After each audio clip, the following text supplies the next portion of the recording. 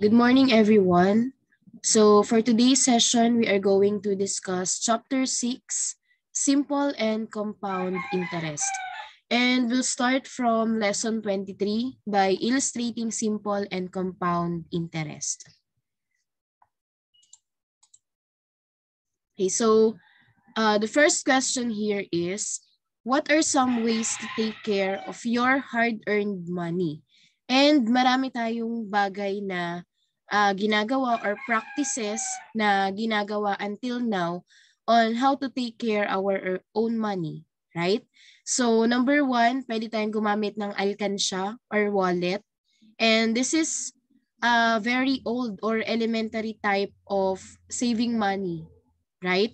Pero until now, may ilan pa rin na gumagamit nito, especially kung alam nila na effective sa kanila yung ganitong way.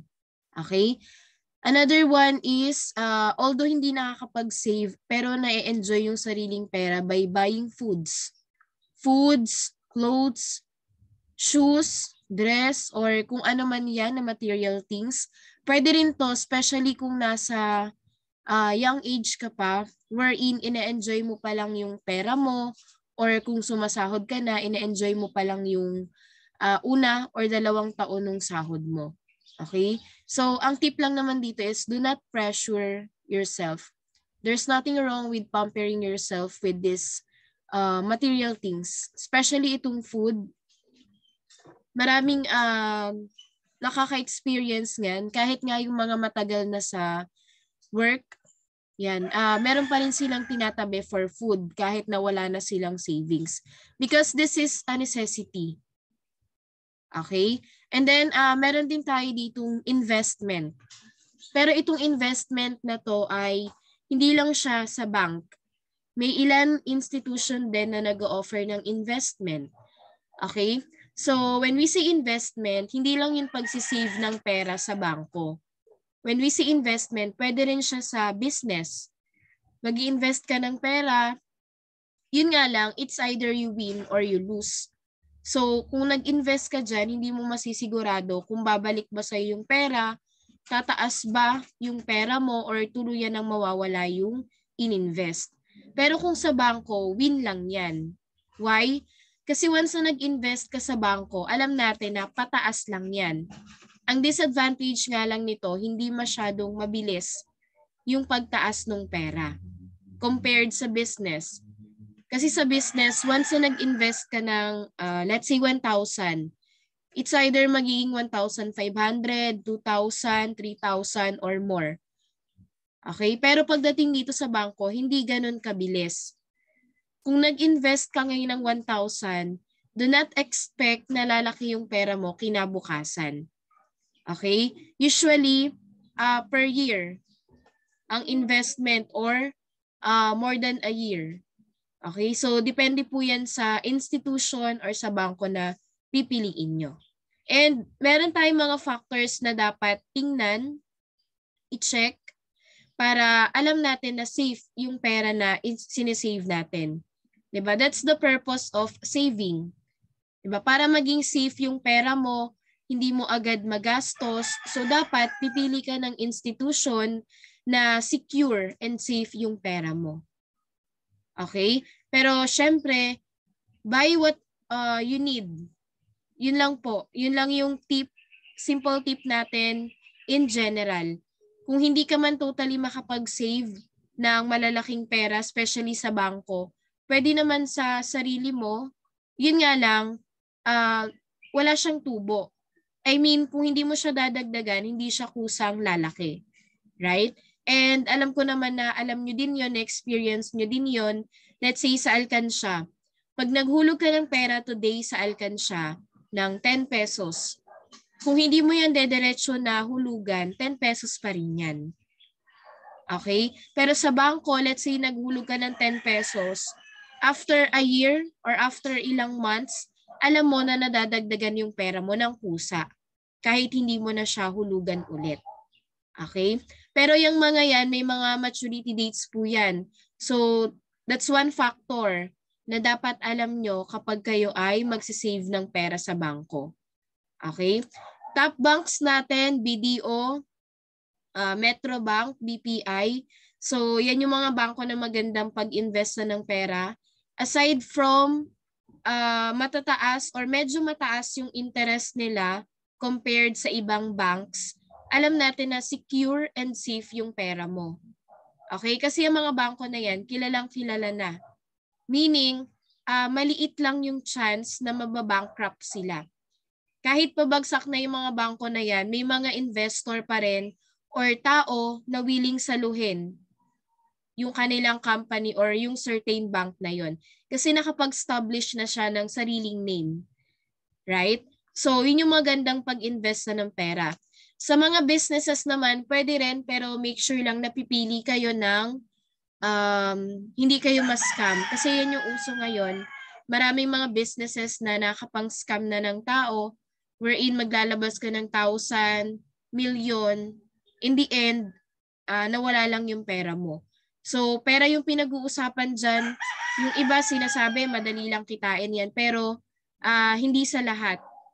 Okay? Lalo na yung mga tao na hindi naman malaki yung salary. So, dapat binibigyan natin ng importance yung pera. Okay?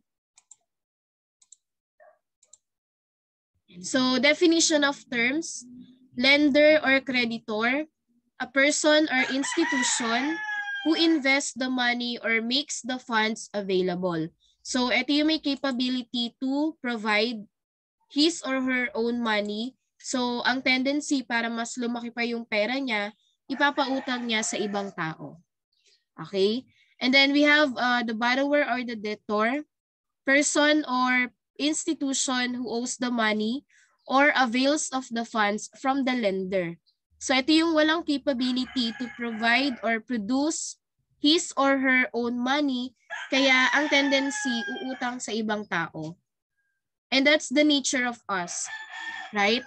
Karamihan sa atin pag wala talagang available funds, especially kung magtatayo tayo ng business, yun. So ang tendency, uutang tayo kung sino yung capable. And there's nothing wrong with that as long as responsible naman tayo. Okay? And then, origin or loan date. So, the date on which money is received by the borrower. Very explanatory naman to. Repayment date or maturity date. The date on which the money borrowed or loan is to be completely repaid. So, ito rin yung tinatawag na due date or the deadline. Once na nag-mature na yung pera mo, yun na yung tinatawag na maturity date. So, pwede mo na siyang bayaran or pwede mo na siyang kuhanin kung ikaw ang investor. Okay? And then, time or term, denoted by T, the amount of time in years the money is borrowed or invested, the length of time between the origin and maturity dates. So, the difference between the origin and maturity date is what we call the time or term. Ito yung kung gaano kahaba from the origin to the maturity date. Okay? Yan. So, pwede naman siyang months, pero once na nasa computation na tayo, dapat i-convert natin into year. So, kung months ang given sa inyo, i-divide natin yan by 12. Right? Ganito yung sa conversion natin. Kasi meron tayong 12 months in a year. Kung days naman yung given, gamit tayo ng ordinary days. So, divide lang po natin by 365. Okay? Kung weeks, syempre, convert nyo muna into days and then saka nyo i-divide by 365. So, ganun lang tayo kadali magko-convert from month or days or weeks to year. Okay? Huwag kayong gagamit ng values na naka-months kapag magko-compute na tayo. Kasi masyadong malaki yung lalabas na sagot. Ang kagandahan nitong topic natin, real life situation to. Okay? Yung iba sa inyo na experience na yan or na-encounter na yung interest na yan, wherein malalaman mo kung medyo malapit sa katotohanan yung sagot mo or hindi. So, marere-check mo kung saan ka nagkamali. Okay? And then, we also have the principal denoted by P, amount of money borrowed or invested on the origin date. So, ito rin yung tinatawag nating capital or the original amount na i-invest mo or uutangin mo. And then rate naman denoted by R. So the annual rate, usually annual talaga tayo. Ibig sabihin, once per year. Okay? Karamihan sa bangko or other institution, annual talaga yung ina-apply nila. Pero meron din tayong ibang cases like monthly, quarterly, daily, semi-annually. Meron din ganyan. Pero bihira yung ganyan sa mga bangko or other institutions. So it is usually in percent charged by the lender or rate of increase of the investment. And the interest naman denoted by I, the amount paid or earned for the use of money. Marami yung nalilito dito sa rate and interest. Actually, they are just the representation of each other. Okay? Yung rate, ito yung tinatawag natin na parang tubo na ipinapatong, pero in percent. Okay? Let's say 5%. And then yung interest naman, it is the amount paid or earned.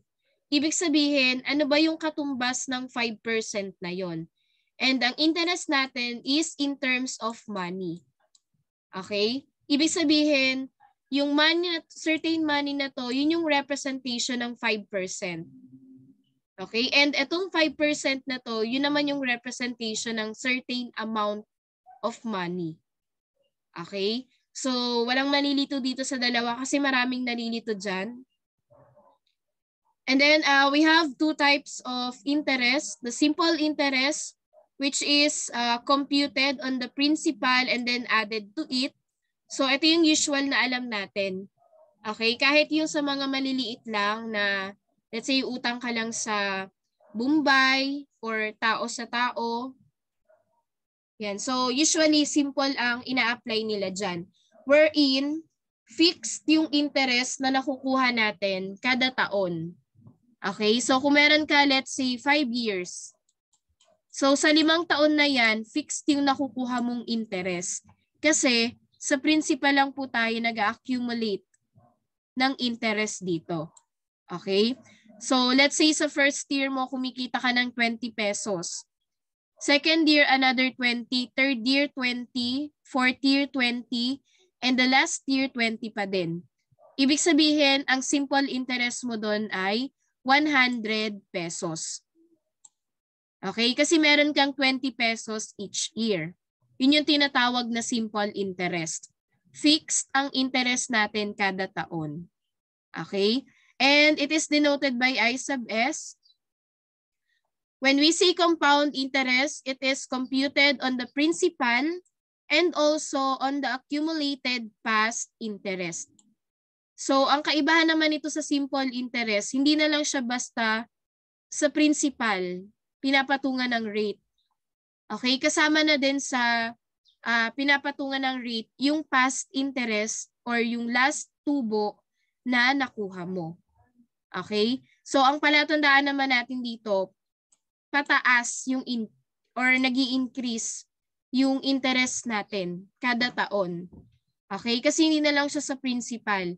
Later on, malalaman niyo yung difference nung dalawa kasi mas madali siyang intindihin pag may example na. Pero ito lang yung tandaan nyo. Kapag simple, fixed ang interest. Kapag compound naman, it is increasing over time. Okay? Kaya, in real life, kung ikaw ang borrower, ikaw ang maglo-loan, dapat humanap ka ng bangko or other institution na nag-o-offer ng simple. Para fix lang yung idadagdag dun sa kailangan mong bayaran. Okay? Pero kapag ikaw ang lender, yan, ang pipiliin mo is yung nag-o-offer ng compound interest. Kaya nga sinasabi nila na kung ikaw ang magsisave ng pera, mas maganda na sa bangko mo yan sinesave. Kasi one of the sample institution na nag-o-offer ng compound interest, kalimitan is mga bangko. Yung mga microfinance or other lending institution, yan, usually simple lang po yung ina-apply nila dyan. Tsaka meron silang parang maximum amount na niloloan sa ibang tao. Let's say hanggang 10,000 lang. Okay? Kaya kung napapansin nyo, di ba, mga malalaking companies or yung mga successful na talaga or let's say nasa professional field na, sila yung kalimitan na umuutang ng pera sa bangko. Why? Because they have no other choice. Kasi kung sa Bombay ka uutang at kailangan ng business mo ng 1 million, hindi naman maglalabas ng 1 million ng Bombay. So ang tendency, pupunta ka sa other institution na kayang i-meet yung 1 million na yon. And kalimitan, bangko lang. Okay? So that's one of the reasons kung bakit may mga tao pa rin na umuutang sa bangko. Pero yun nga, meron silang minimum and maximum amount. Pag sobrang laki na nung kailangan utangin, syempre, diretso ka na sa bangko. Okay? And then, we also have the maturity value or the future value denoted by F. The amount of 30 years that the lender receives from the borrower on the maturity date. So dito, we just have to add the principal, the original amount of money to the interest. Okay? Kumbaga sa business, para malaman natin yung total sales, i-add lang natin yung capital natin at saka yung tinubo. Okay? Ang tawag natin doon ay maturity or future value. And makukuha lang natin yan once na na-reach na natin ang maturity date. Okay? So these are the terms that you must understand. Kasi once na meron kayong nalimutan dyan, especially yung mga notation na ginagamit natin, may hirapan na kayo pagdating sa computation. Di ba usually sa formula naman, notation lang yung nakalagay. So kung hindi mo alam ang ibig sabihin ng P, dito sa F, hindi mo alam yung pinagkaiba nila, magkakapalit yan ng given. Possible. Okay? So, sample tayo. Illustration of simple and compound interest. Suppose you want 10,000 pesos and you plan to invest it for 5 years. So, the key term here is invest. A cooperative group offers 2% simple interest rate per year. A bank offers 2% compounded annually. Which will you choose and why? So in this case, nasabi ko kanina that the key term here is invest. Why? Kasi once na alam na natin yung term or nakita na natin yung term na yan sa problem, alam na natin yung dapat piliin. Okay?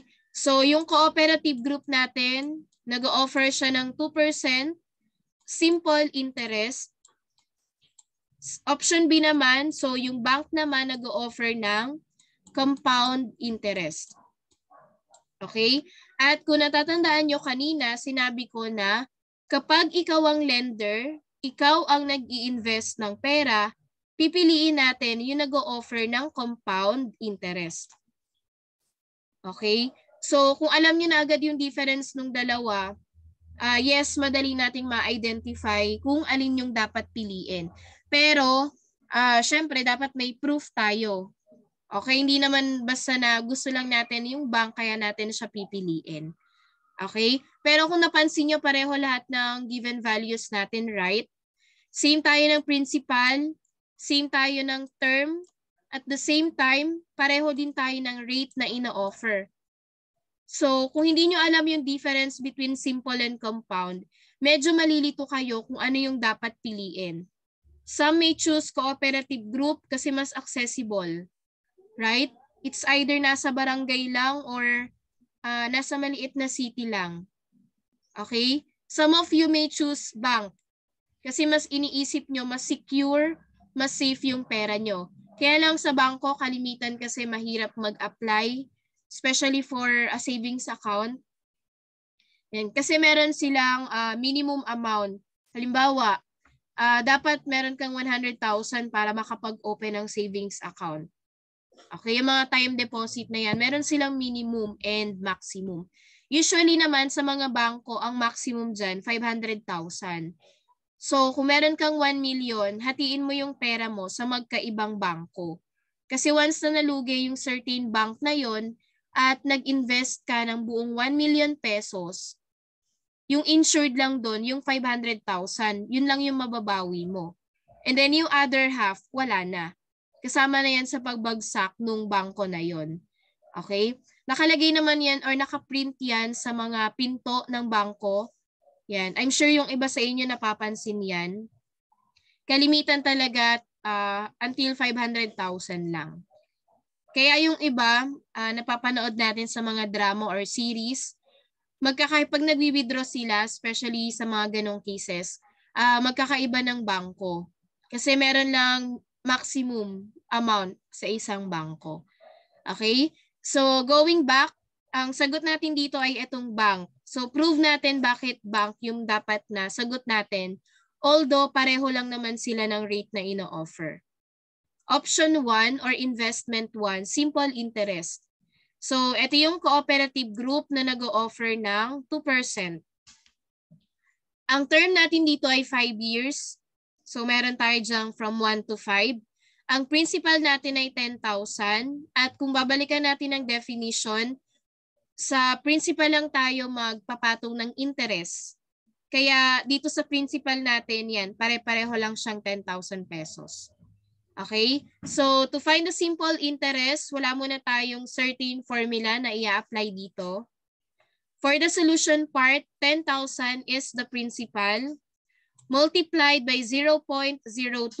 Saan ang galing ang 0.02? Ito po yung 2%. Okay? So, balikan nyo lang po yung discussion nyo from elementary or junior high school. Hindi tayo allowed na mag-multiply ng merong percent symbol. Kasi sabi ko nga kanina, katulad sa term or time, pag gumamit kayo ng months, masyadong malaki yung sagot na makukuha natin. To the point na hindi na siya pang real life situation. Okay? So, ang gagawin natin, i-convert muna. It's either i-divide nyo yan by 100%. Yan, para makancel yung percent. 2 divided by 100 is 0.02. Ito yung rate natin. Or, pwede naman mag-move na lang kayo ng 2 decimal places. So, kung meron tayong 2%, since this is a whole number, nandito yung point natin, move ka lang ng dalawa, add 0, and then na-move na natin yung decimal point here, add another 0. And this is a very elementary shortcut, kaya dapat familiar na kayo dito. So, meron tayong rate na 0.02. And then lastly, ito yung time or term natin, yung 1. Okay, so ibig sabihin, we just have to multiply the principal to the rate and the term, at ang magiging sagot natin dyan ay yung simple interest na, which is 200 pesos. So, ibig sabihin, kung nag-invest ka ng 10,000, at the end of 1 year, ang makukuha mong tubo ay 200. So, ang magiging maturity value mo dyan, ito yung F natin, ay 10,200. Just get the sum of the principal and the simple interest. Yun yung ating future value. Okay? At sabi ko nga kanina, kapag simple interest, fix ang tubo natin kada taon. Kaya kung napapansin nyo, may pattern tayo dito, right? Hindi siya necessarily na second year may another 400 ha. Yung 400 na to, kasama na dyan yung 200 dito. Okay, so 200 plus 200, 400. Plus another 200 sa third year, meron na tayong 600. Plus 200 for the fourth year, 800. And lastly, add 200 sa last year natin. So meron tayong total of 1,000 pesos. So, ibig sabihin, at the end of 5 years, pag nag-mature na yung pera natin na ininvest, ang makukuha natin dyan ay 11,000 pesos. Yung 10,000, ito yung capital or principal natin. And yung 1,000, ito yung simple interest after 5 years. Kaya ang total natin dyan, 11,000 pesos. Okay? Same lang po tayo ng process na ginawa from the first year to 5th year. Pero ang palatandaan lang talaga dito, fixed ang interest natin. Kaya hindi na natin siya sinolve isa-isa. Okay? So, another option, investment 2, the compound interest. Yan. Term ulit natin ay 5 years kasi pareho lang naman tayo from the first option. Ang principal natin dito, 10,000 pa rin. Pero kung napapansin nyo, nagbabago na siya. Okay? Kanina fixed, di ba, na 10,000 lahat hanggang makaabot ng 5th year. Pero pagdating dito sa compound interest, hindi na lang basta sa principal nagpapatong ng rate. Kasama na yung pinaka-interest natin dito. Okay? Principal plus the accumulated past interest. So, sa unang taon, pareho lang. Meron tayong 200 pesos. At the end of the year, meron na tayong 10,200. Okay? Pagdating na second year, hindi na lang basta 10,000. Yung 10,000 natin dito, meron tayong tubo dyan na 200 pesos. At the same time, yung past interest natin na 200, merong kinita na 4 pesos. So, ibig sabihin, sa loob ng 2 taon, meron ka ng total of 404. 200 sa first year, 204 naman sa second year. At kung napansin nyo, pataas yung value natin hanggang umabot dito sa last year. Hindi lang ganun kalaki yung interval. Kasi syempre 2% lang din naman yung ino-offer, pero at least alam natin na lumalaki siya every year. At ito yung pinagkaiba ng simple at yung compound. Sa simple, 200 over time. Fixed yun. Pero dito sa compound, tumataas siya kada taon. Okay? Kasi hindi na lang tayo basta sa principal nagbe-base, hindi na lang basta dun sa 10,000 pesos, kasama na po sa pinapatungan ng rate yung past interest natin sa previous year. Okay? So at the end of 5 years, meron tayong kinitang 11,040.81. Total lang po natin yung compound interest. I-add nyo lang yan lahat, itong 5. And makakakuha tayo dyan ng 1,040.81 pesos. Kanina sa investment 1, meron tayong 1,000.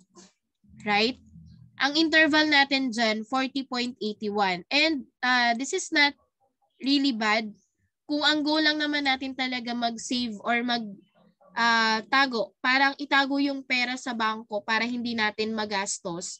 Not bad for this 40, approximately 40 pesos. At least, di ba, wala naman tayong ginawa. I mean, hindi naman natin pinagtrabahuhan, pero nadagdagan tayo ng 40 pesos. Sabi ko nga sa inyo, kahit piso lang yan, kailangan binibigyan natin ng importance. Kahit nga cents lang yan, 10 cents, 20 cents, dapat binibigyan natin ng importance. And dito naman sa problem na to, kailangan lang natin maging practical. Siyempre, kung ano yung nag-o-offer ng mas malaki, yun yung pipiliin natin. And yun po yung proof na tama yung sagot natin, investment 2, yung bank na nag-o-offer ng compound interest. Okay? So, although pareho po yung rate na ino-offer nila, pero magkaiba tayo ng computation dito. Okay? So, I hope naintindihan na po yung illustration natin for the difference between simple and compound. Okay, so next topic naman natin is lesson 24. And this is all about the simple interest. So, meron na tayong separate discussion ng simple and compound para hindi rin kayo malilito dun sa formulas na gagamitin natin.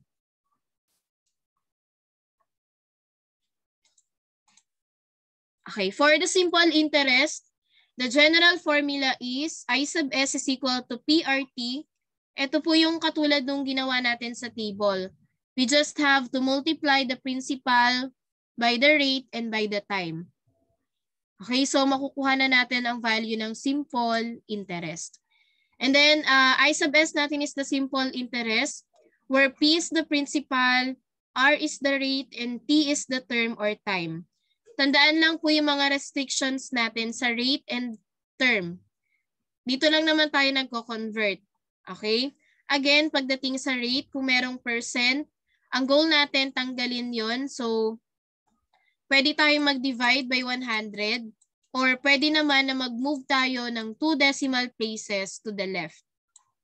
Kung ang hinahanap naman natin ay rate, pabaliktad naman siya. multiply by 100, or move 2 decimal places to the right naman. Okay? And then, ang term or time naman natin should be in years. So, kapag given ka ng months, i-divide by 12. Pag given ng days, divide lang by 365. Okay? Madali namang tandaan yung given natin.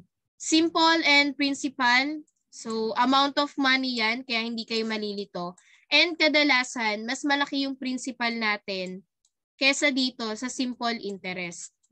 Especially in real life, mas malaki talaga yung ini-invest natin kesa dun sa tinutubo. Kasi hindi naman yan hindi naman yan business. Sa business kasi, di ba, pwedeng mas malaki yung tinutubo kesa dun sa original or capital natin. Right? Pero ito kasi, it pertains to bank and other similar institution. So, kadalasan, ito talaga yung cases. The principal is greater than the simple interest.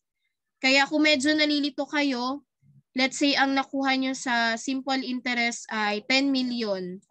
Pero ang given na principal lang ay, let's say, 10,000. So, dapat magkakaroon na kayo dito ng doubt na parang medyo mali yung sagot nyo kasi sobrang layo nitong dalawa. I-compare nyo lang in real life. Possible ba na kapag nag-save ka ng 10,000 sa bangko, ay kikita ka ng 10 million in 5 years? Diba? So, syempre, iisipin mo, this is a very impossible. Diba? Unreasonable yan kasi kahit mag-search kayo sa Google, walang tao na or walang bangko na mag-o-offer ng ganyang kalaki.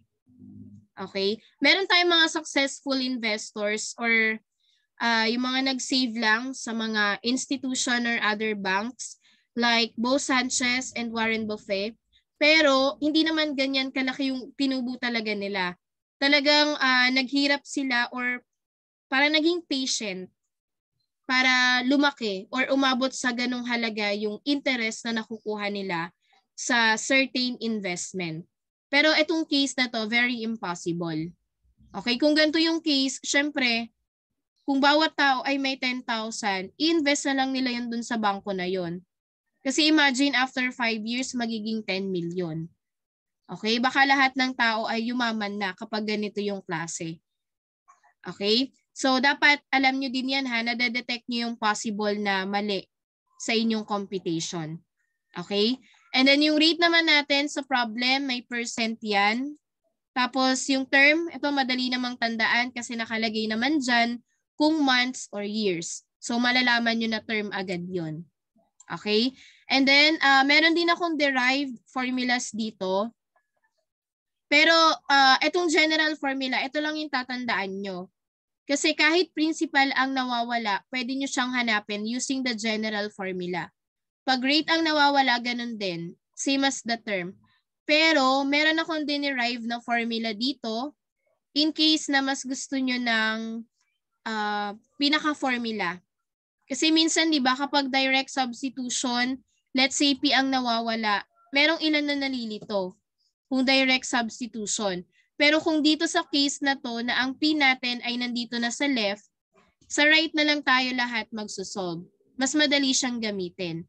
Yun nga lang, kung hindi nyo kayang tandaan tong tatlo, at least alam nyo dapat kung ano yung general formula and kung paano siya gamitin.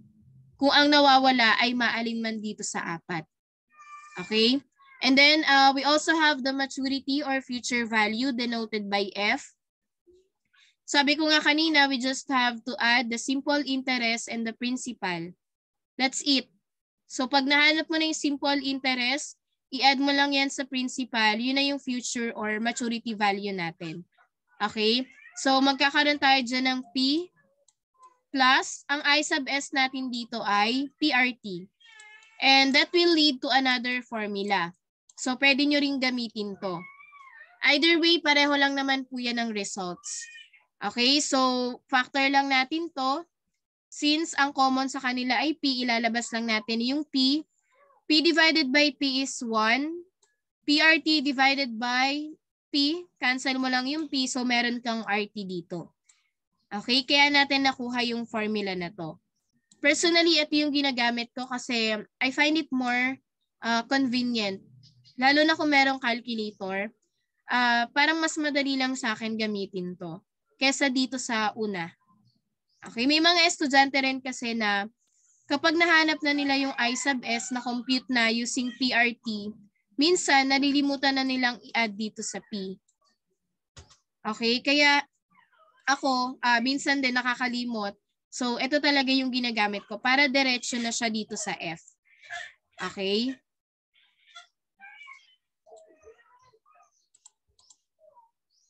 So first example, how much interest is charged when 50,000 is borrowed for 9 months at an annual simple interest rate of 10%? So in this case, ang nawawala natin dito ay interest. Very obvious naman. And it is denoted by I sub S. Okay, so dapat ang given natin dyan ay P, R, at saka T. So dito malalaman natin kung ano yung dapat gamitin per notation or per variable. Ang principal natin in terms of money, right? So dito sa tatlong given natin, ang money lang naman dyan ay yung 50,000 pesos. So that will be our P. Ang rate naman natin should be in percent. So ibig sabihin, between these two, ito yung gagamitin natin for the rate. At the same time, given naman, di ba, annual simple interest rate. Okay? May ilang problems nga lang na hindi naka-indicate kung rate. Pero madali naman din siyang ma-determine. Kasi ito lang yung may percent. Okay? So meron tayo ditong 10%. Pero wag niyong kakalimutan na i-convert kapag magsosolve na. Yan. Equivalent lang po yan dito sa 0.10. Again, pwede nyo po itong i-divide by 100%. Yan, cancel mo lang yung percent and then 10 divided by 100 is 0.10. Pwede rin naman mag-move na lang tayo ng 2 decimal places to the left. Yan, so whole number ulit to, kaya nandito yung decimal point. Move ka lang ng 2. Yan, so magkakaroon din tayo ng 0.10. Okay? And lastly, ang term natin dito ay 9 months. At kung napapansin nyo, this is in terms of months. So dapat i-convert muna natin siya into year by dividing 9 to 12. So 9 divided by 12, that is 0.75 year. At etong tatlong to, yan po yung gagamitin natin to solve for the simple interest. Kasi mamaya, kinonvert nyo nga, pero ito pa rin naman yung gagamitin na 10 at 9 pa rin yung gagamitin. And that will yield to 4.5 million. Okay, kung ito yung gagamitin nyo, magiging 4.5 million. Imagine, 50,000 lang yung investment mo, pero after 9 months, tutubuan ng 4.5 million. Sorry, this is loan pala, loan. Diba? Kahit ikaw naman ang umutang, nag-loan ka ng 50,000 tapos pagbabayarin ka ng 4.5 million in 9 months. Very unreasonable naman. Diba? So dito, madedetect nyo agad parang mali yung ginamit nyong given. Okay, so self-check na lang yan. Compare nyo lang sa real life. And then, PRT ulit, yung formula natin. By substitution, we have 50,000 pesos multiplied by 0.10 multiplied by 0.75. And our simple interest is 3,750 pesos. Ito yung reasonable na value ng interest. Wherein, kapag umutang ka ng 50,000 pesos, ang magiging tubo nun after 9 months ay approximately 4K. So, ibig sabihin at the end of 9 months, ang magiging future value mo dito ay 50,000 plus ito. So, meron kang 53,750. Okay, so ito yung total mong babayaran after ng 9 months. Kasi after ng 9 months, magmamature na yung pera. So, kailangan mo na siyang bayaran sa bangko. Okay? Pero ito medyo mataas pa yung rate ha. Karamihan kasi sa bangko medyo mataas pero hindi naman usually umaabot ng 10 or 20. Unlike sa mga Bombay, ang alam ko Bombay, 20% yung ginagamit nila. So, pag umutang ka let's say ng 500, ang balik niyan, 600 agad. Okay, kahit 1 month lang, payable in 1 month, kahit sobrang ikling panahon lang, yan, 20% yung ina-apply. Pero hindi ko alam yung sa ngayon, hindi ako updated kasi hindi ko pa siya natatry. Nalalaman ko lang din siya sa mga sagot ng ibang students. And then another example naman ay itong table form, and this is interpreted horizontally. So sa row 1 natin, ang nawawala ay principal. Sa row 2 naman, ang nawawala dito ay rate. So dapat ang magiging sagot natin dito in percent. Again, paano ulit magkakaroon ng percent? I-multiply po natin yan by 100%. Okay? Third row naman natin, ang nawawala ay term. No need to convert kasi lahat ng nandito sa third column ay naka-year na po. Automatic na yan naka-year. And then lastly, sa ating fourth row, ang nawawala naman natin dito ay interest. Okay, so let us start with letter A. So ang nawawala natin ay principal, and we are going to use this formula. I sub S divided by R times T. Substitution lang, ang ating simple interest ay 1,500. Ang rate natin dito ay 2.5%. So kailangan mawala muna yung percent, move lang tayo ng 2. So ang equivalent niyan ay 0.025. Okay? Multiplied, ang time naman natin or term naman natin dito ay 4. So multiply lang natin by 4. And kung meron kayong calculator, input nyo lang ng lahat. Isahan na lang. Magkakaroon na agad yan ng sagot. Pero kung nagma-manual computation kayo, kung walang calculator, please follow the PEMDAS rule. Okay, so syempre unahin muna natin isolve yung nasa loob ng or nasa denominator natin kasi this is multiplication. So simplify nyo muna to. Pag meron na kayong result sa ating denominator, pwede nyo nang i-divide yung 2. And that will yield to 15,000 pesos. Okay, so ibig sabihin, para ma-achieve mo ang interest na 1,500 in 4 years, kailangan mo mag-invest ng 15,000 pesos. Okay? And a simple tip lang, kapag ganito yung time period natin, let's say nagde-deposit lang tayo in 4 years and below, meron po yung ina-apply na 20% withholding tax. So ibig sabihin, kung ang interest mo ay 1.5, apply mo lang yung 20%, that is equivalent to 300 pesos. So ibig sabihin, pag nag-invest ka ng 15,000 pesos, 1,200 na lang yung pwede mong makuha. Kasi automatic kinakaltas na yan sa bangko. Pero hindi yan diretso sa bangko ha. Yung bangko, sila yung magre-remit niyan sa BIR.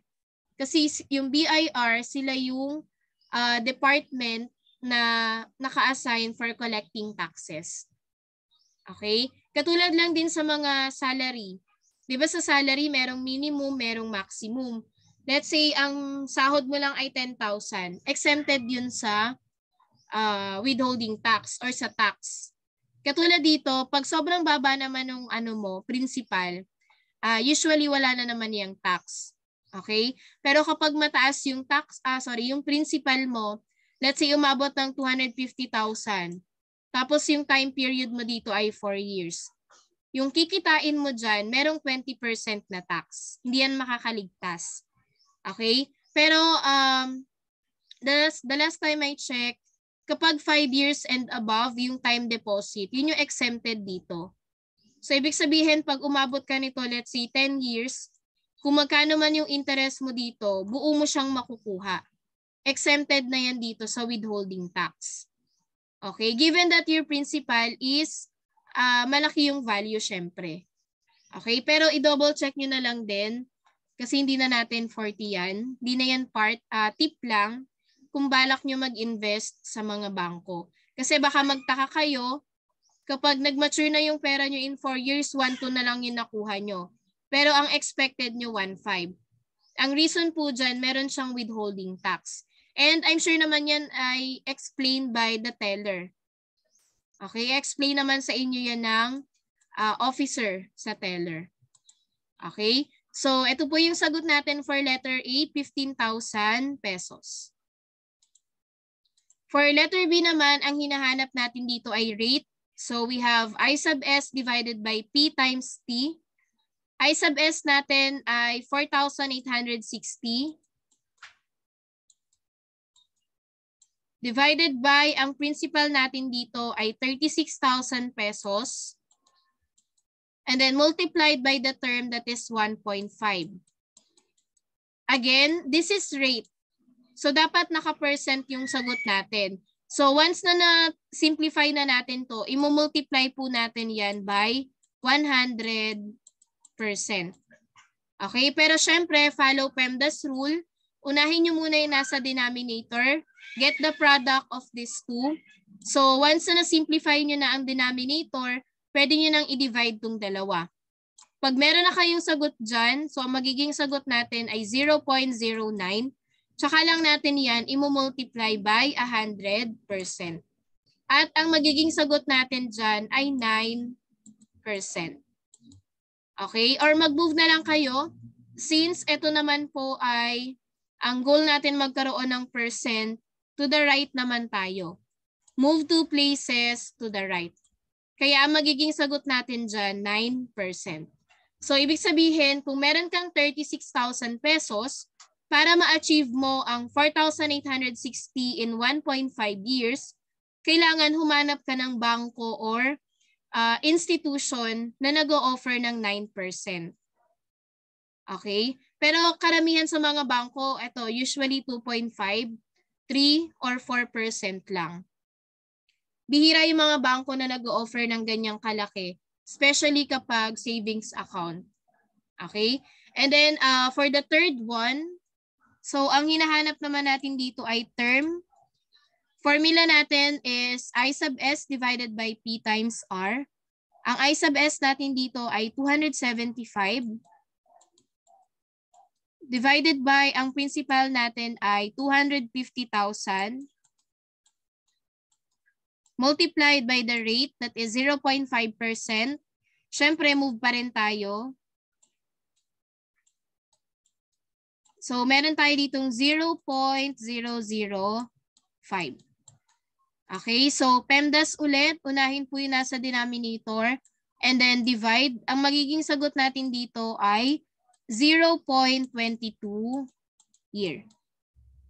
Okay, the reason why ang interest natin ay sobrang liit kahit na ang principal natin malaki yung value is because of the rate and the time. Kasi yung rate natin sobrang baba, 0.5% lang. At the same time, yung term natin dito sobrang ikling panahon lang. Imagine hindi pa yan naabot ng kalahating taon. Okay, siguro mga 2 months, ganun. 1 to 2 months or 3. Ganun lang. So, syempre, huwag tayong mag-expect ng malaking interest. Kasi may ganong tao, di ba? Nag-save lang sila, let's say, 250. After ganito ilang months, kukuhanin na. Tapos, gusto mag-expect na malaking amount. Hindi po ganun. Okay? And experience ko rin yan before. Sa land bank naman ako. So, meron ako dong original or principal natin, 3,000. And then, chinek ko siya after a month, nadadagdagan naman siya. Yun nga lang, sentavo lang.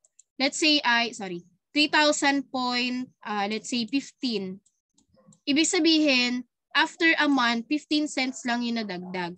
Ganun lang po yung takbo or scenario sa mga bangko. Especially kapag maliit naman yung interest at saka yung principal. Mababa lang din talaga yan. Siyempre, nagsisave ka na ng pera, nagde-deposit ka sa bangko, in return, meron niyang interest. Yun nga lang, hindi ganun kabilis lumaki. Depende pa rin talaga yan sa rate at sa time period. Okay, siguro kung mawi-withdraw ko to after 5 years pa, medyo lalaki pa tong 15 cents na to. Diba? Possible pa yan umabot talaga ng 100 pesos, 200. Okay? And then lastly, ang nawawala naman natin dito ay interest. So PRT pa rin yung gagamitin natin. We just have to multiply the three given values. 500,000 multiplied by the rate. So, convert muna natin to. Yan, multiplied by 0.125 multiplied by 10 years. Ang magiging sagot natin dito ay 625,000 pesos. Ito yung ina-explain ko kanina sa inyo na bihirang mangyari na mas malaki pa yung nakuha nating interest compare dito sa ating principal. Although siguro yung iba sa inyo magtataka na baka mali yung na-compute nyo. Pero this is possible. Hindi naman sila masyadong magkalayo, di ba? Parang na-double lang yung pera natin after 10 years. At ito po yung ginagawa ng iba, especially kapag, let's say, meron silang anak na mag-18 years old. Pag 18 years old ka na, dun lang pwedeng kuhanin yung pera. One main reason dun is para lumaki pa yung pera. So kapag 18 ka na, nasa legal age ka na, mas malaki na yung pera na pwede mong makuha. Okay, imagine mas malaki pa siya dito sa principal. So almost 1.1 million yung pwede mong makuha after 10 years. Yun nga lang, syempre, kailangan mong tiisin sa loob ng 10 taon na hindi gagalawin yung 500,000. Okay? At the same time, yung rate natin mataas. Okay, kung i-compare mo naman yan dito sa tatlo, yan, etong tatlong to medyo mababa, kaya yung interest natin ganito lang. Pero dito sa last sample natin, medyo mataas yung rate. Actually, walang bangko na nag-o-offer ng ganito kalaki. Kasi usually nga, kapag mga ganyang savings account, kasi may mga minimum amount. Usually 2.5%, 3 or 4%. Okay? So, syempre, yung principal, tayo ang nagde-decide kung magkano yung i-invest natin. Yung time, tayo ang nagde-decide kung ilang years natin yan sinisave. Pero itong rate, namimili tayo kung saang bangko maganda yung offer. So, hindi tayo ang masusunod na gusto natin ng 10%, yun yung i-apply. Hindi po ganon. Kailangan lang talaga madiskarte ka, makahanap ka ng bangko na mag-o-offer ng mataas na interest rate. At the same time, safe yung pera mo. Kasi may mga bangko nag-o-offer nga ng mataas, pero in the end, scam pala. Kaya maraming tao na na-scam dahil sa mga ganyang case. Especially dito sa Philippines, hindi naman lahat tayo ay may bank account. Right? Pero maganda rin yon yung sa SIM activation na parang i-register na siya para iwas scam na din. Especially sa mga ganyang bagay. So, madedetect agad nila kung kaninong number yon. Kasi sa mga bank transaction naman, di ba, kailangan ng OTP na nanggagaling sa it's either your email or your mobile number. So, kung dito sa atin, katulad sa Amerika, Korea, Japan, yung mga yan, kadalasan, kapag bibili sila kahit sa mga maliliit na convenience store lang, gumagamit na sila ng credit card, debit card. Pero dito sa atin, di ba, minsan, kahit sa 7-Eleven, di ba, hindi tinatanggap ang credit? Siguro may maximum lang. Debit, siguro pwedeng tanggapin, pero yung credit, yan, hindi tinatanggap. So, yun yung magandang mangyari dito sa atin sa Philippines, na lahat ng tao, karamihan pala, ay magkakaroon ng bank account. Para kung may bibilhin man, at least card na lang yung dala mo, hindi na cash. Okay? Yan. Unti-unti naman, kahit nga ngayon, di ba, ang GCash naman online transaction, pero nung unang nilabas yun, hindi siya masyadong gamitin. Okay? Parang ginagamit lang siya kapag sobrang layo talaga ng pagdadalahan ng pera. Pero ngayon, kahit dito, yan, magkatabing barangay lang, gumagamit na tayo ng GCash. Okay? So, yan, unti-unti naman magiging innovative na lahat dito sa atin. Kaya, yan, balang araw lahat ng tao dito sa atin ay magkakaroon na ng sariling bank account. And yun yung maganda. Okay? Yan. Another example, and this pertains to maturity or future value. Find the maturity value if 1 million pesos is deposited in a bank at an annual simple interest rate of 0.25% after 5 years. So in this case naman, ang nawawala natin ay future value that is denoted by F. So kung ang nawawala natin ay F, basically the 1 million pesos is the principal. Kasi marami ding nalilito dito. Since pareho tong amount of money at medyo magkalapit lang sila, maraming nalilito alin ang F, alin ang P. Especially kung parehong given sa problem. Pero kapag bank ang pinag-uusapan natin, F is always greater than P. Sabi ko nga sa inyo kanina, sa business, it's either you win or you lose. So pwedeng ang mangyari, P or the principal is mas malaki pa dun sa future value.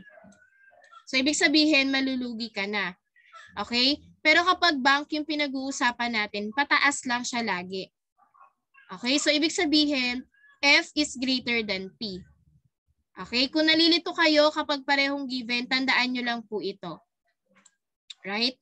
And then, principal natin ay 1 million. Ang rate natin ay 0.25%. Nakadecimal na yan, pero that doesn't mean na hindi nyo na siya i-convert. Tandaan po, meron pa tayong percent dito. So, kailangan i-convert muna natin yan, ma-eliminate natin to. Okay, move lang tayo ulit ng dalawang places to the left. Yan. So, magkakaroon tayo ng 0.0025. And then, ang term natin dito ay 5 years. So, formula natin, actually, dalawa yung pinresent ko na formula kanina. Pero kanina ginamit na natin yung P plus I sub S dun sa una nating problem. Ngayon naman, try natin gamitin itong pangalawa. P multiplied by 1 plus R times T. Substitution. Principal natin ay 1 million pesos. 1, copy. Siyempre, constant number yan. Plus, ang rate natin dito ay 0.0025 multiplied by the term that is 5 years. PEMDAS rule lang po ulit. So, unahin muna natin ang multiplication. This is the first step. Once na multiply nyo na to, pwede nyo na po yung i-add by 1. So, this is the second step. Kapag na-simplify nyo na lahat ng values natin sa loob ng bracket, pwede nyo na po yung i-multiply by 1 million pesos. And this is the third step. Okay? So, once na na-simplify na yan lahat, ang magiging sagot natin dyan ay 1,012,500 pesos. And napatunayan natin dito that F is greater than P. Right? So, ang P natin ay 1 million plus ang simple interest natin dito ay 12,500. And that will yield to a future value of 1,012,500 pesos. Okay? So, ganun lang tayo mag-compute ng future value. Kaya kung kayo, meron kayong ipon, especially naka-save yan or naka-invest sa bangko, kasi when we say deposit, parang binibigyan natin ng opportunity yung bangko na ipautang or paikutin pa yung pera natin. So, in return, makaka-receive naman tayo dyan ng interest. Okay, hindi lang ganun talaga kalaki, pero at least, 'di ba, habang hindi naman natin 'yan pinagtrabahuhan, kumikita rin tayo ng pera. Okay? So, this is the maturity or future value. Okay, next topic naman natin is lesson 25, all about compound interest. And nabanggit ko na rin sa inyo kanina na ang compound interest, hindi fixed yung interest natin over time. So, ibig sabihin, over time, tumataas po yung interest natin. Not the rate. Hindi po rate ang tumataas. The compound interest. Okay?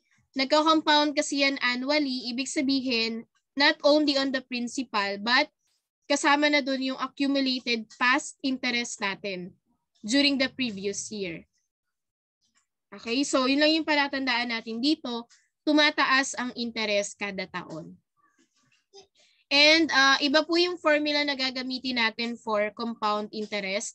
At kung natatandaan nyo po, during our discussion regarding exponential function, this is one real-life application. Kasama niyan ang population growth, exponential decay, and lastly, itong compound interest. Kasi kung napansin nyo dito sa ating formula, F is equal to P multiplied by 1 plus R raised to T. Di ba kapag sinabi nating exponential function, syempre, relationship yan between variables. At the same time, dapat meron tayong variable na exponent. So in this case, t ang ating variable na ginamit for the exponent. Ibig sabihin, this is one example of an exponential function. Okay? Kanina, baka nalilito kayo, baka isipin nyo pareho lang. Sa simple interest, yung t natin, katabi siya ng r. Okay? Variable lang siya. Pero in this case, hindi na lang siya basta variable. Exponent na din. Okay? So, wag malilito dun sa dalawang formula. And then, for the present value naman, ito po ay nanggaling lang dito. Derived from the general formula. Since ang hinahanap natin dito ay p, so syempre, kailangan ma-eliminate natin yung kasama ng p. And ito yung 1 plus r raised to t. Okay, ganito lang tayo mag-derive ng formula katulad kanina. Kakancel lang natin to, so matitira ang p, ito yun. And then dito naman sa kabilang side, we have f divided by 1 plus r raised to t, ito naman po yun. So basically, ito yung formula natin to find the present value or the principal. Kanina sa simple, principal lang yung ginagamit natin. Pero dito, gumamit tayo ng term na present value. Anyway, same lang din naman po sila. Okay? But we can also use this formula. Kasi kung natatandaan nyo, one of the properties of an exponential function, kung meron tayong denominator na may exponent, let's say 2x cubed, pwede natin yan i-convert or i-transform into one element lang. Ibig sabihin, itataas lang natin yung denominator, pero once na itinaas na natin yan, magiging negative na to. Okay, so magkakaroon tayo dyan ng 2x negative cube. And pareho lang po yun. Okay, yung iba naman ang ginagawa kung merong let's say, halimbawa ito naman yung given sa'yo, 2x negative cube. Ang ginagawa naman nila, pinagbabaliktad. Ibababa lang natin para maging positive ang exponent. Okay, and that's one of the properties of an exponential function. Kaya nagkaroon tayo ng another formula. Since meron tong exponent, pwede natin siyang itaas. So once na tinabi na natin yan dito sa f, magiging negative na yung ating exponent. Okay, and this is advisable especially sa mga gumagamit ng calculator. Kasi may negative kayo sa calculator, di ba, na exponent. Pero kung magsusolve kayo manually without using calculator, I suggest etong una na lang yung gamitin nyo. Kasi kaya naman natin mag-manual pag positive ang exponent. Kaya nating mag-manual ng division, right? Very elementary topic naman to. So dapat as a senior high school student, kaya-kaya nyo na yung gawin. Okay? Pero ito medyo mahirap mag-manual using a negative exponent. Okay? So to find the compound interest naman, we have to get the difference between f and p. So pag na-compute na natin ng f, meron na din tayong value ng p. Yan. Pwede na natin kuhanin yung difference and that is the compound interest. Okay, so sample tayo. Find the maturity value and the compound interest if 10,000 pesos is compounded annually at an interest rate of 2% in 5 years. So in this case, ang nawawala natin ay f at yung ating I sub c or the compound interest. So kung ang nawawala ay f, basically yung 10,000 natin, yung p.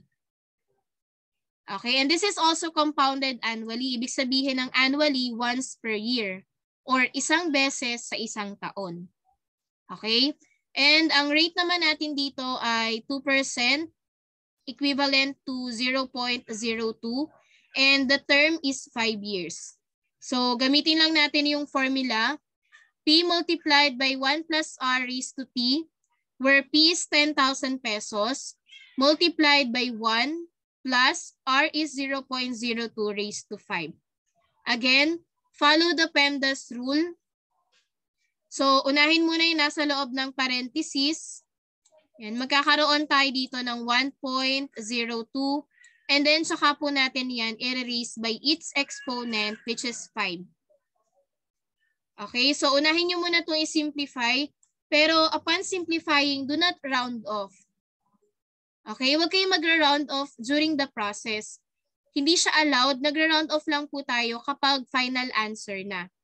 Kasi once na nag-round off kayo dito, tapos minultiply nyo by 10,000, magkakaiba-iba tayo ng sagot pagdating sa final answer. Okay? Sabi ko nga kanina, kahit decimal halimbawa, 0.31. Tapos yung isa naman naging 0.33. Gawin natin 0.32. So kahit na 0.01 yung difference nila, magkakamali tayo dyan. Especially pag nagsasagot kayo sa LMS, that is system generated. So kung ito ang tamang sagot at ito yung sinagot nyo, 0.32, mamamali na agad kayo. Okay, so tandaan lang po, do not round off your answer during the process.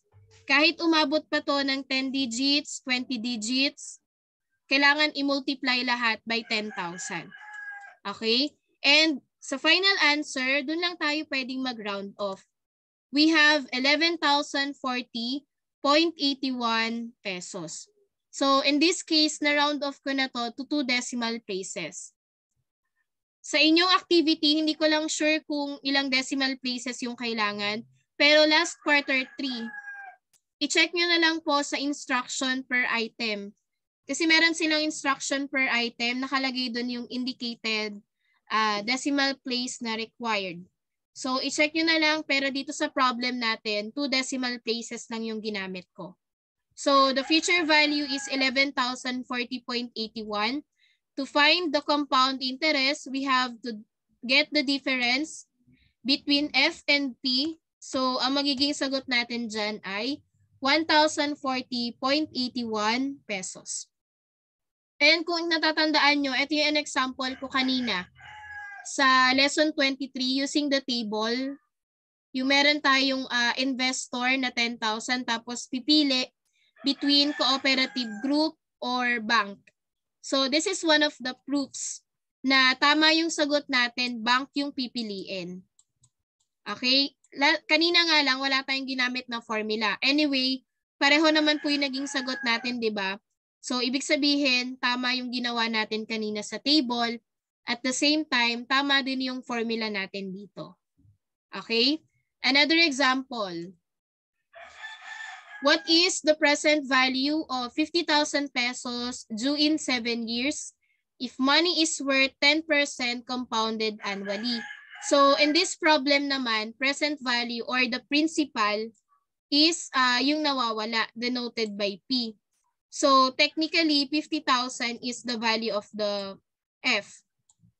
Okay? So, ang ibig sabihin lang ng problem natin, magkano yung dapat nating i-invest para ma-achieve natin ang 50,000 pesos in 7 years.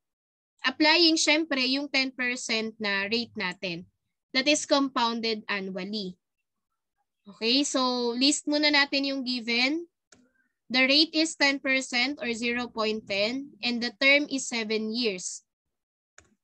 Yan. Gamitin natin yung unang formula kasi meron tayong 2 options dito, right? F divided by 1 plus R raised to T.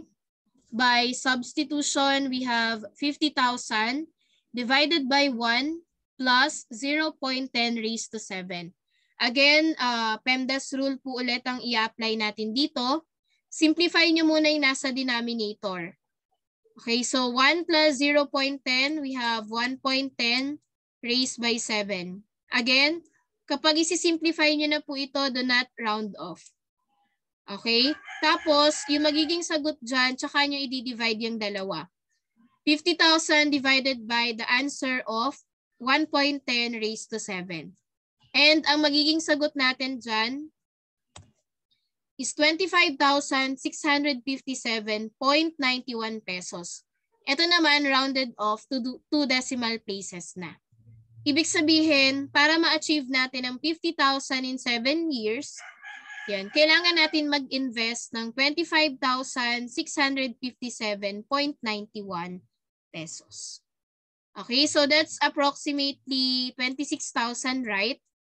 So kung nag-expect ka ng future value na 50,000, ibig sabihin ang kikitain mo dito almost 24K. or approximately 24,000. Actually, malaki na to. Especially 7 years yung period natin. Yun nga lang, hahanap ka talaga ng bangko na nag-o-offer ng 10% kapag savings account. Kasi sabi ko nga kanina, bihira yung bangko na nag-o-offer niyan. Okay? Pero dito magandang motivation to kasi imagine after 7 years, halos madodoble yung pera mo. Nag-invest ka ng 26, magkakaroon ng another 24. Right? So medyo malaking bagay na to. Especially kung hindi mo naman pinagtrabahuhan. Yan, magandang motivation to kapag kayo na mismo yung meron na ganyang amount. I-try nyo pong i-invest sa bangko. May mga estudyante nag-i-invest sa business or sa mga online games. Yun nga lang, dapat kaya mo talagang i-take yung risk. Kaya mo harapin yung mga consequences. Like, let's say nag-invest ka dyan ng 10,000 tapos biglang nawala. Katulad sa mga online like online sabong, yan. Pag tumaya ka ng 1,000, so hindi mo malalaman kung babalik pa ba yung 1K mo, tataas pa ba yan, or tuluyan ng mawawala. Siyempre, malaking bagay na yung 1,000, especially this pandemic. Right? Merong iba naman, yan, ini-invest sa Axie. Yung may mga sariling account. Though maganda rin yan kasi kumikita ka na at the same time nakakapaglaro ka pa, kung passion mo yan, magandang bagay. Yun nga lang, parang nowadays, bumababa yung value niya. Kasi ngayon, parang mas madami na yung gumagamit, right? Unlike before na hindi pa siya masyadong kilala, talagang may yumayaman, may nagiging successful. May nakabili ng bahay, kotse, and nakakaipon pa. Pero ngayon na medyo, yun, madami na nga gumagamit, bumababa na yung value. So, marami ding iba na nag-quit na. Kaya wag niyong gagawin yan as your career. Gawin niyo lang siyang extra. Pero hindi yung pinaka-career niyo. Kasi yung mga ganyang bagay, or kahit anong online games pa yan, walang kasiguraduhan na araw-araw may kita ka. Or araw-araw mananalo ka. Okay? So, patatagan lang din yan ng loob. Kahit yung mga pumapasok sa business. And then, ito yung other way natin on how to find the present value. P is equal to F multiplied by 1 plus R raised to negative T. So, itataas lang natin to. In return, magiging negative yung exponent natin. Yan. Ganito yung pagsosolve natin dyan. Unahin muna yung nasa loob ng parenthesis, pero hindi na siya sa positive 7 i-raise. Raise it by negative 7 and then multiply by 50,000 pesos. And syempre, pareho lang po yung makukuha nating sagot dyan. You can double check on your own para malaman nyo din na same lang yung magiging results natin in two different formulas. So, ang result pa rin natin dyan ay 25,657.91 pesos. Okay, so that's for the example number 2. And kung medyo nabibitin kayo sa formula, please proceed to OC site. Marami pong formula sa inyong module. Yan. Pwede kayong mag-self-assessment doon. I-check niyo yung other formulas or other activities kung pareho lang ng magiging sagot. Okay, and that's the end of lesson 25. So to sum up our discussion for today, na-discuss po natin ay lesson 23. Napakita natin doon ang difference ng simple and compound. Lesson 24.